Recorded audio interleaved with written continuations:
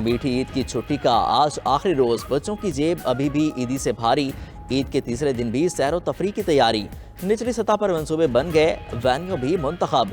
दूसरे दिन जो मकामात रह गए वो तीसरे दिन का हदफ, कोई हिला चलेगा ना बहाना। यही तो है मौज मस्ती का जमाना। बात वालिदैन के कान में डाल दी गई, बड़े भी मजबूर। किसी ने हामी भर ली तो कहीं मुज़ाकरात सुबह तक टल गए। जिद्दी बच्चों ने हर सूरत मंसूबे को अमली जामा पहनाने की ठान ली। मुल्क भर में ईद का दूसरे रोज भी मेल मुलाकातें सिलसिले जारी रहीं। कल के मेज़बान बने मेहमान, घरों में दावतों और ज़ियाफ़तों का एहतमाम, मेहमानों के मज़ेदार पकवानों से तवाज़ो।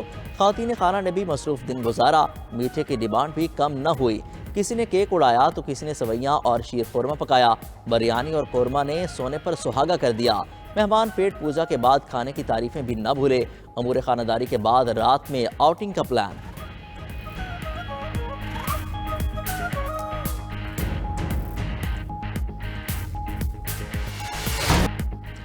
ईद के दूसरे दिन भी मौज मस्ती का सीन ऑन रहा। कराची से खैबर तक तफरी गाँव में खूब हल्ला गुल्ला। ईदी बटोरने के बाद बच्चों की खूब शाखर्चियाँ, दिन भर पार्कों में झूले मरकज़ नगाह बने रहे। कराची में सीवी पर सैर व तफरी, किसी की ऊँट की सवारी तो किसी ने घोड़ों को लगामें थाम ली। जिंदा दिलाने लाहौर के भी पार्कों में डेरे, आइसक्रीम और खाने पीने के स्टॉल्स पर रश। कोयटा के गली मोहल्लों में बच्चे घोड़े दौड़ाते रहे। छांगा मांगा के जंगल में मंगल, शहरियों की बड़ी तादाद पहुंची। झील में कश्ती रानी तवज्जो का मरकज बनी रही।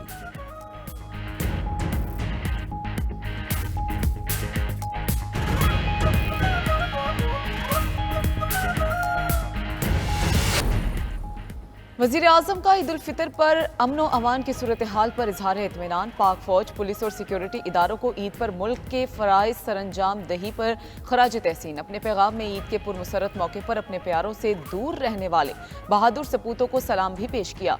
वज़ीर-ए-आज़म की वफाकी वज़ीर दाखिला मोहसिन नकवी से भी मुलाकात, मुबारकबाद और नेक ख्वाहिशात का तबादला। मुलाकात में मुल्क की मजमूई और सियासी सूरत हाल पर भी तबादला ख्याल।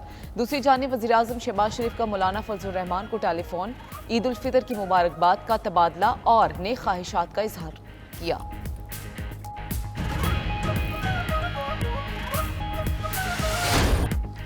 ईद पर महंगाई के सताए अवाम के लिए खुशखबरी। हुकूमत ने अप्रैल के बिजली बिलों में ₹3.82 फी यूनिट की कमी कर दी।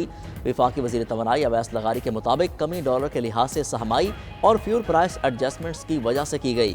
फ्यूल प्राइस एडजस्टमेंट के बाद कीमत ₹4.92 मुकर्रर, ईंधन भी ₹2.14 सस्ता हुआ। अवैस लगारी का कहना था कि वज़ीर आज़म की हिदायत पर अवाम को हर मुमकिन रिलीफ दिया जा रहा है।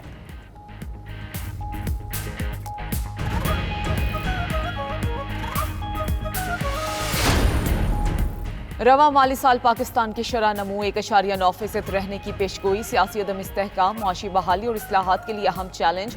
एशियाई तरक्याती बैंक की सालाना आउटलुक रिपोर्ट जारी। रिपोर्ट के मुताबिक महंगाई में आइंदा माली साल कमी आने की उम्मीद, शरह 15% तक आने की पेशगोई।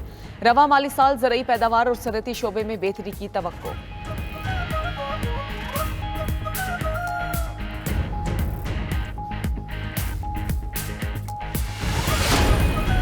बानी पीटीआई अप्रैल के आखिर या मई के पहले हफ्ते में रिहा हो जाएंगे। चेयरमैन पीटीआई बैरिस्टर गौहर का बड़ा दावा। मीडिया से गुफ्तगू में कहा, कोशिश थी बानी पीटीआई की रिहाई ईद से पहले मुमकिन हो सके। हमारे 3 केसेस में से 2 में पहले ही फैसला मुअत्तल हो चुका है। बानी पीटीआई पर प्रेशर डालने के लिए बुशरा बीबी को केस में शामिल किया गया है।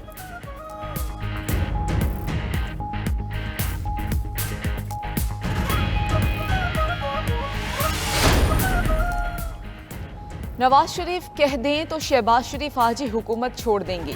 लीगी रहनुमा राना तनवीर का दावा, बोले कि हुकूमत मुल्की मफाद की बेहतरी के लिए बानी पीटीआई के साथ भी बैठने को तैयार है। दरवाजे पर बातचीत के लिए हर वक्त खुले हैं, लेकिन हुकूमत एहतजाज की आड़ में किसी को अमन खराब करने की इजाजत नहीं दे सकते। मौलाना फजलुर रहमान की नाराजगी में नून लीग को बेकसूर भी करार दे दिया।